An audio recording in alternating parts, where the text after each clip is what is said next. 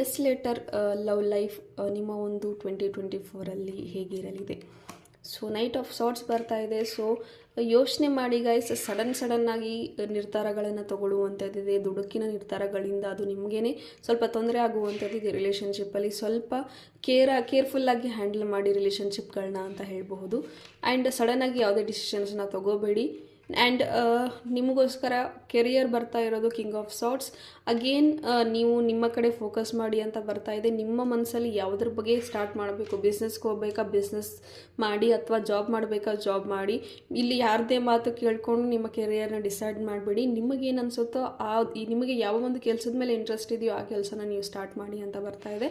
And ನಿಮಗೋಸ್ಕರ guidance ಬರ್ತಾ ಇರೋದು ಫೋಕಸ್ ಆನ್ ಯುವರ್ ಸೆಲ್ಫ್ ಅಂತ ಬರ್ತಾ ಇದೆ. ನಿಮ್ಮ ಒಂದು ಹೊಸ ಸ್ಕಿಲ್ಸ್ಗಳು ಏನಿದೆ ಅದ್ರ ಬಗ್ಗೆ ಕಲಿಯೋದಕ್ಕೆ ಫೋಕಸ್ ಮಾಡಿ, ಹೊಸ ಸ್ಕಿಲ್ಸ್ನ ಕಲೀರಿ ಅಂತ